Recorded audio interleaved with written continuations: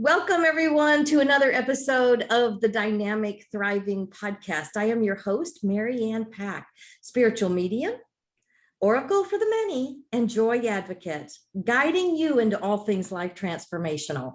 And today I have a very special guest for you, and it is my dear friend, coach, and colleague, Olivia Florian. Thank you, Olivia, for joining me today. Yeah, thank you for inviting me to do that interview with you. Yes.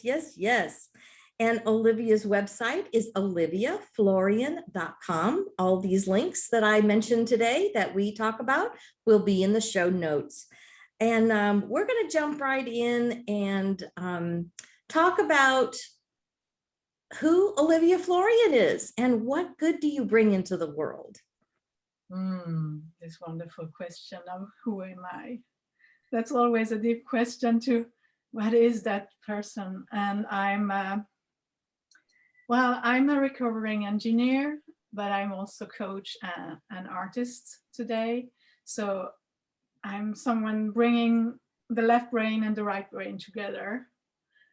And it's been a long journey from being very sensitive, but also feeling good with complying with the left brain world of engineering, letting that curiosity about science take the place, but also understanding after a while that there is something not working for me. So that's, and slowly really recover and pick up back all these pieces that I didn't understand were at least as important and as the serious work of engineering. So letting the artist part of me being cultivated, being seen, and flourish. So that's kind of the invitation of don't let one side of you be over dominating, but really take home more of you, and you will see how much more confidence and how much more aliveness there is to tap into when we can just allow all these sides of us to be really recognizing us. Yeah, do you think we hide those parts sometimes because maybe it wasn't safe in the past? Well, yes, what wasn't safe or wasn't valued was something that just take your serious work first. If there is more time, you can do that, but not now, or it's not, or I'm also highly sensitive, highly emotional. That was not safe to be that. That was really something I've worked hard to try to erase, try to control. And of course it doesn't work. So if you're ever done the same, trying to control your emotions, try to put a lockdown on it, it will just put the pressure up, and sometime it will just burst out. And that's not building confidence either, while when we can allow and be okay that at sometimes I will be moved by things and I don't need to be ashamed about it and just be with this. So that's part of really taking home all aspects of that. So shamed or I like to think of it as we're remembering. We're putting all those members back together that have been boxed away or, protected or kind of hidden because our culture or our society or our work, our position in corporate or whatever was not allowing us to be that whole person who we know we are. Spirit, mind, and body, the creativity, plus the, like you said, the logical mind, and they all need to be perfectly blended. And then we feel the wholeness of who we are. Exactly. Olivia is a creative evolutionary catalyst. And I'm going to have her explain that a little bit because today's topic is play. Seriously? So I love this topic because she is expert at leading us into playing, inviting our inner child to come out and coaxing her to come out to be creative with us, to co-create our lives. and give us pleasure and enjoyment and relaxation and oneness with nature, or our bodies embracing that. So I want her to explain a little bit what a creative evolutionary catalyst is in relation to play. Seriously? Are you kidding? Can we do that? Yeah, exactly. Can we do that? And the creative evolutionary catalyst is really recognizing we are all creative. We are here as creators in these lives, creating our lives, creating everything around us. And so, and also evolutionary, because it's not something, we are never finished, we are never done in any way. So it's really reminding us this is a lifelong journey that we are on, and there is a joy in evolution. So really embracing that, yeah, I'm evolving all the time. I feel imperfect because I'm not finished. Yes, I'm perfectly imperfect. And of course, the catalyst is, hey, embrace that. So inviting others in embracing this creative side, this evolutionary side that we all are part of. So really embracing this imperfection that we all have, and see the perfection in all the imperfection that we have been grown into, looking at them and feeling so, oh, I'm not enough here, oh, I'm too much there. So really inviting, yeah, you are creative, even if you don't really connect to this word, and you are evolving all the time, and that's so normal, and that's the beauty of life. Absolutely. That's why they call life a journey, because there is no destination. There's no ending. We are eternal beings. We will go from this life to the next, because life is always calling us to more life. So if there's not like some ending point, boom, we're over. We continue, our spirit continues, and in creation and evolution. So what problem do you help your clients solve? Like, what kind of transformation do they receive when they start incorporating some of the creativity, some of the play, embracing, play in their body? How do they transform? Well, the main transformation is really from being more whole and not letting these wonderful minds that we have be the boss, be the only thing that we show and that we are. I've been there in that place of, trying to figure out, and it's still like, it's so super trained with all these decennias of doing that, but really coming from, okay, the mind is here as a helper, not as the master. Yeah. So coming down, letting go of the mind. So when you are playing with colors, it's not about analyzing, it's about being here in the present with the colors, with what's coming up, letting that part of you be connected. I've been doing lately a lot of body painting, not only myself, but also with clients. And it's also this connection to now, to the body, and that playfulness. So what you really get is feeling the difference from disconnecting the running mind that tries to solve problem. You put this on pause, you go into that creative flow, you connect to whatever it is. Sometimes it's emotion, sometimes it's just a release and a relaxation, but just being in that moment and see what happens to you when you're doing that regularly. And just in an experience, just see, oh, at least I connected to that, and see how it solves all this problem that you try otherwise to solve with your mind.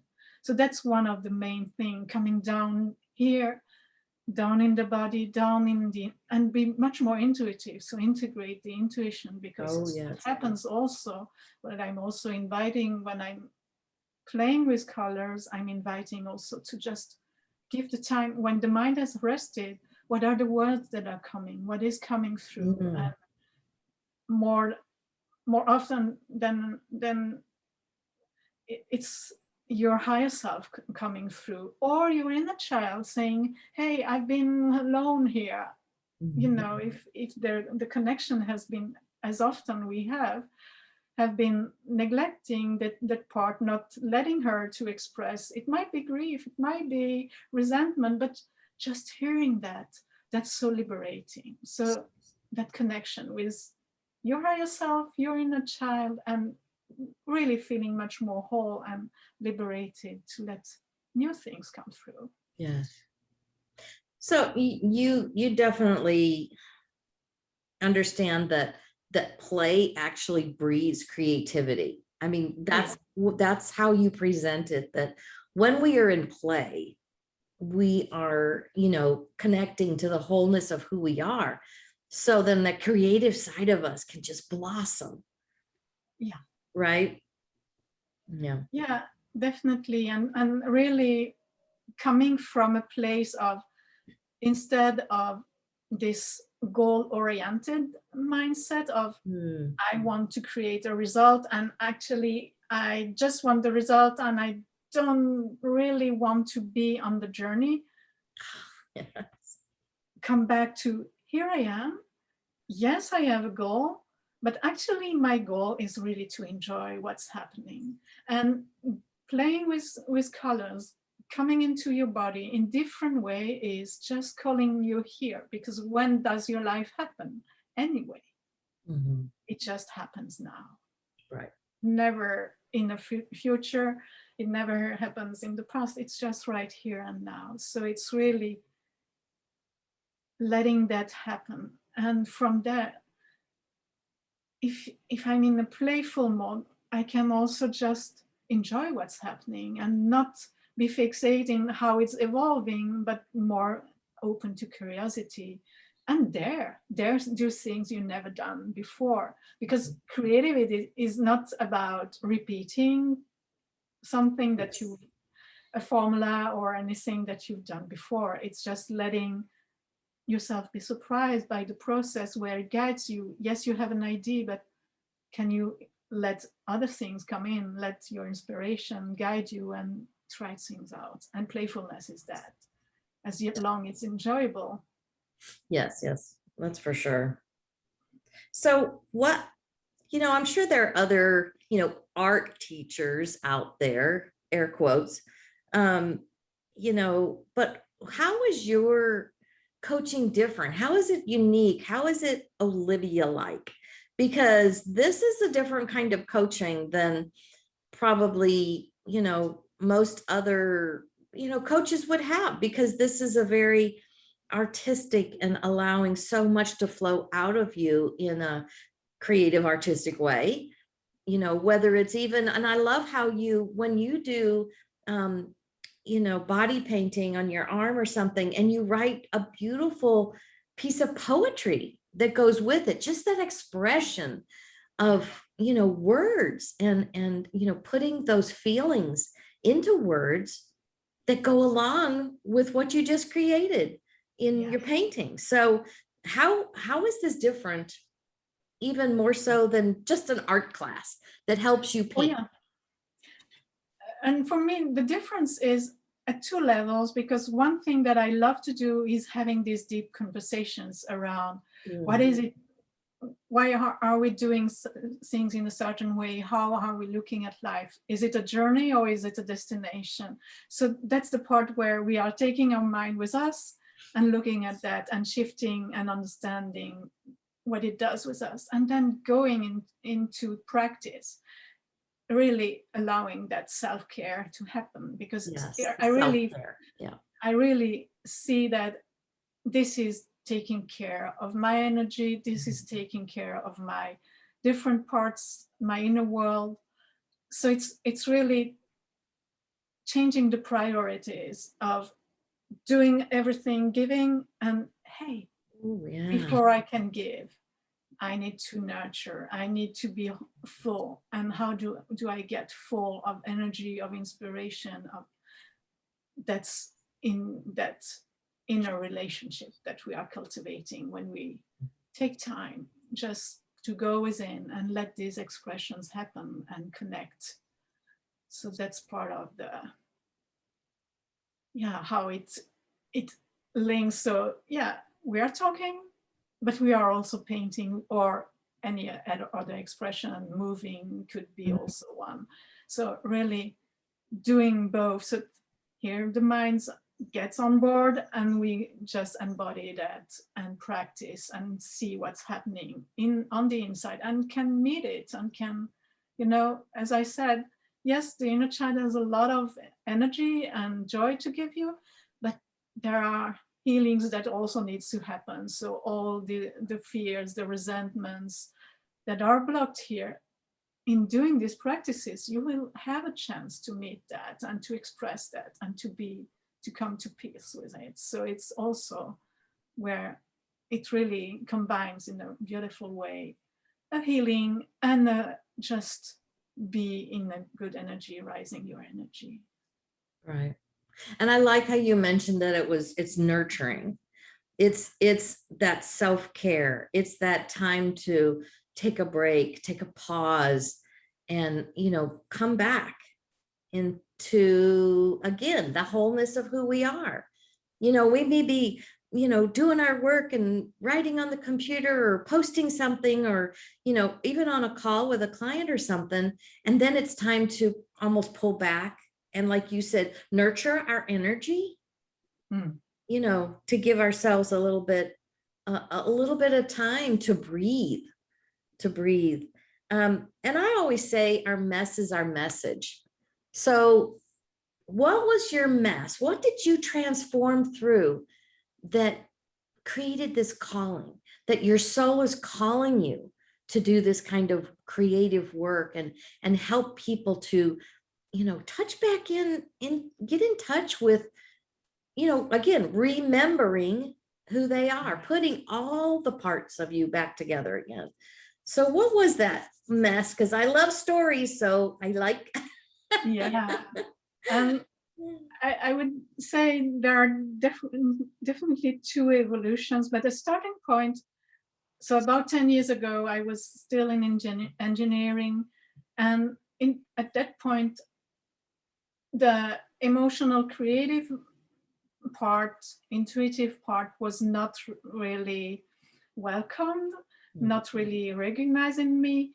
But I was doing a job that I really felt, well, this is the kind of thing you do in the world, to do something that is concrete, it's well paid, it's interesting. But I was also going around not feeling good, having to suppress, as I told in the beginning, this very emotional part of my being, making me shaky each time something was touching me, trying to suppress that and not managing to suppress that. So I was going, and I had a crisis at some point, and was talking with a friend and explaining her how I just gave my all in my job and did the best, and felt drained and not proud of me, not happy. And from listening to me, she just told me, well, then you're not doing your best. And I was really shocked in the moment, because it's like, hey, I'm really doing my best. And then I just let it go and began to realize that, I'm doing my best in the frame I'm given, but that's not the best of me, not any longer. And from there, so a new journey of opening to what is really lighting me up, what is really aligned with my values happened. And I left corporate, I studied agriculture, and I went into environment, and all these parts. So slowly, everything was pointing in how my inward, who is that being, and how our values and beliefs. And somewhere on the way, so art came back through a therapist, just getting me out of my mind, because I was so used to listen to that mind that says, go out there, work hard. That's the only thing I need to do. It's just to grasp my my energy and go out. And she gave me paper. Okay, pick a color. And I take a big paper because I need to go big. That was my mind telling. And I sat there, and suddenly with my pen in my hand, okay, there is this little dot here.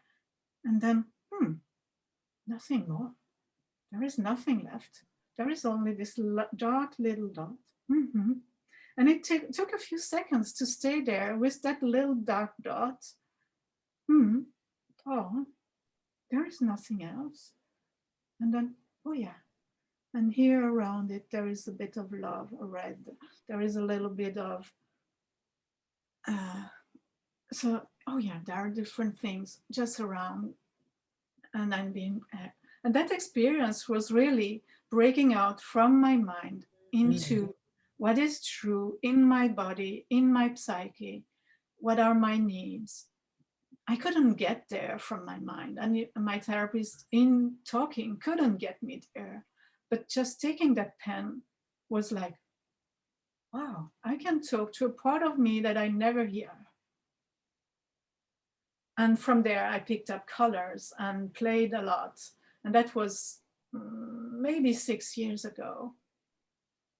And then the other part of it, taking more, wanting to, we go in phases. So I took that on, and then the art part went a bit silent or in the background. And let's pick it up again. And about 2 years ago, yes, I would love to paint more regularly, and began to do that and felt a contraction because my perfectionist was here.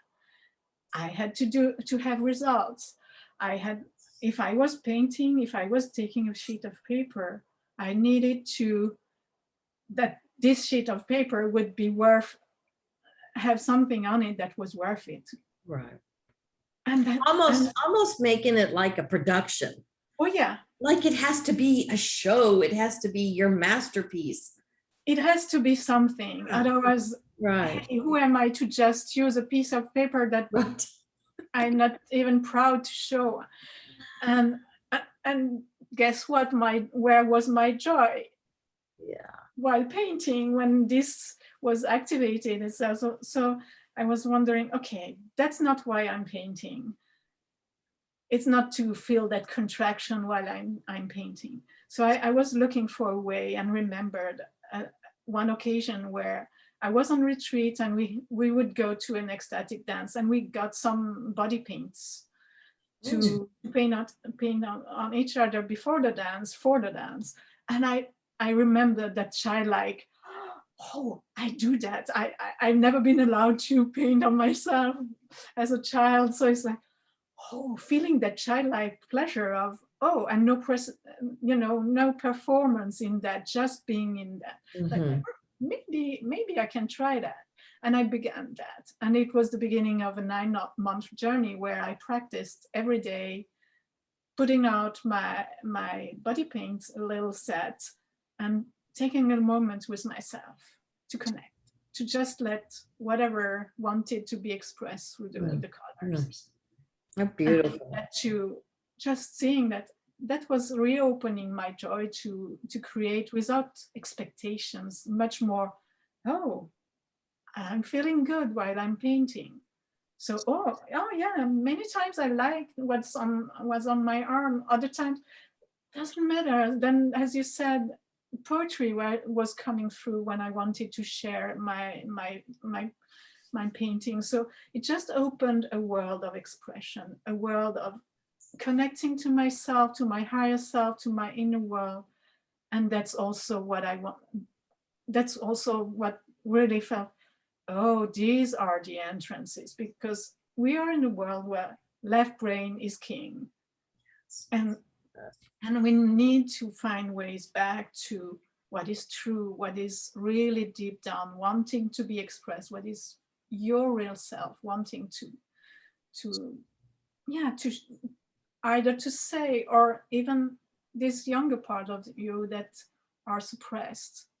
So hearing yourself better, cultivating that relationship, and see, the big shifts that are happening through that. So that's my journey around that, from that very serious, here is a job that is serious, and yeah, but I don't feel good and I need to suppress myself, towards, hey, all parts of myself are okay, and if I can listen to them in healthy ways, I can also go out in the world in a different way and just share much more of me in a much more grounded and, yeah, more live way.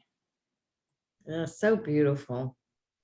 So how can people connect with you? I know you have a new program coming up, and I want you to talk about that and explain what it is, and share it with us about this new program that you've got coming up October the 6th. Is that correct?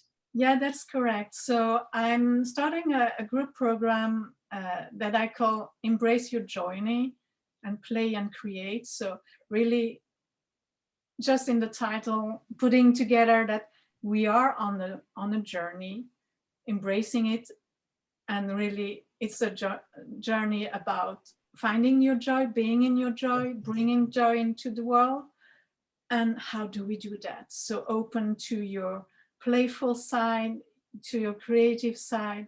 So it's a 4-month program, starting October 6th, ending at the end of January, the 26th of January, with a break over the holidays. Christmas and the holidays, so that you can really just integrate in between. But so it's 8 calls where we are taking up these conversations around our playful, what does it mean to play? What's happening there? How can we create? And in between the calls, having invitation to integrate and practice in a creative way. And it will be up to you. You don't need to have a practice already. If you have, because it's really for both people. You can be completely new to the idea of creativity, but try it out, see what happens. Or you can be one of those, even for me today, I can feel that need, being in a container that says, here we prioritize this. This is me time. This is the time for creativity. So this is part of the invitation to create and integrate and do it not from a mind point of view, but go down into whatever expression that allows you to connect to what's really happening with you in this container. What do I need to say more? So it's really that accountability to yourself. Yeah. This is a self-care practice. As I said, you're really prioritizing differently, filling up your cup first before going out and serving in the world, because we are those all people who are in service. There is this giving that is so recognized, but that difficulty to just step back and say, I need and I am worth taking care in a joyful way of myself. So that's the invitation. And I will just check one more if I'm forgetting anything. So yes, so that's basically the group program. And if I'm offering a personal session as a complement for people who have been working in groups and know that they want also some personal focus. This is also available. But just the group journey is really, for me, the very juicy and potent, because you are enriching each other. There will be these conversations, having a community to share what's going on, to reach out. So that's... Yeah, a group container is so precious, because, when we get a little stuck or, can't quite get over the hump today because we maybe have so much on our plate, and we've done that thing where we set our playtime aside and our enrichment aside and say, well, that's for later, because that's not really productive. So being in a container like that holding us accountable to no, make yourself a priority. Yeah. Nurture yourself first, or you have nothing to give. Yeah. Replenish that joy in you. So to be able to do that first, and then have people to bounce off questions, and to have that community, that is such a precious gift. Yeah. So and just having a bit of time of like 4 months, it's really enough for starting a new practice. If you haven't that practice into place, that's enough time to really get a taste of it and get into it, so that you can begin to have it as something that you can follow through in your life more of. And just like you said, it's not productive time. And I just read again a couple of days ago a beautiful story about Money, the artist, where where he's just taking a rest in his garden in the sun and enjoying a nap there, and has a neighbor very curious all the time and saying, "Oh, sir, you're resting," and then Money saying, "No, I'm working." And then next day, Money is really in that inspiration mode and painting really vividly, passionately. And his neighbor, again, very curious, very nosy. "Oh, sir, you're working." "No, I'm resting." Because what are you doing when you are resting, when you are rejuvenating? You are doing the work of putting your energy together, letting things come. And then the work feels like rest, feels like, oh, at least I can get things through. So I really love this reframing, and that's the kind of reframing that the program is intending to give you too. That, hey, when you're resting, when you're prioritizing your creation and your play, actually you are doing a wonderful work. Yes, and that's it. It's energetically productive. Yeah. More than the pushing energy, that pushing, proving I got to do this work because this is the important air quote work. This is when yet that raises our energy. When we go into that play, when we go into that joyful time of creativity. So actually energetically, it's much more important than the pushing energy, because many times when we've allowed ourselves times to rest or to get in nature or, do dance or any kind of play, we come back so refreshed that the work that we're doing it creates space and it creates time, and your creativity of your work actually flows so much faster. Exactly. Because there's times when I take specific time aside in the morning, to meditate and to be outside and to journal and whatever else I'm doing for myself to rejuvenate and prepare for the day. Sometimes I'll look at the time and I'll go, and after I start working, I'll look at the time and go, my goodness, it's not very late. I've gotten so much done because I allowed myself that nurturing time. Yeah. It like speeds up time for us. So I love this. I love the work that you're doing. I've enjoyed watching you evolve over the years that I've known you, and grow into owning that expression, that delight, that play, that I just love that. So all this new program that Olivia has, which is Embrace Your JOYney, like journey, JOYney. The link to sign up for that, it's coming up October 6th. So be sure and do that. And you have a couple of days though yet that they can join for a pre-registration discount or some kind of a. Yeah, I have a bonus for people who are joining latest September the 22nd. Okay. There is a session, an intuitive session that I'm offering where I'm guiding my clients into a visualization and get really in contact what is ready to be transformed, what is alive in you, what wants your higher self, what you are really ready. So this session can be really a boost for coming into the program. And so if you register before or latest the 22nd of September, then you have this session that coming as a bonus. So it's really a beautiful experience to really connect deep inside. Awesome, awesome, awesome, awesome. I thank you so much, Olivia, for being my guest.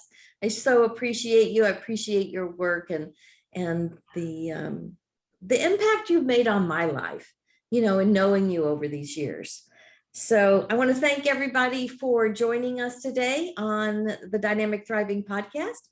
And be sure to like, comment, and be sure and subscribe, because this helps my work go out into the world and spread more joy, because being a joy advocate, I want to spread that stuff everywhere. So, and also visit our website, mariannepack.com, for all of our services and some of the free things that we offer to touch your toe in the water. And Olivia, thank you again. Do you have any closing words of wisdom for us?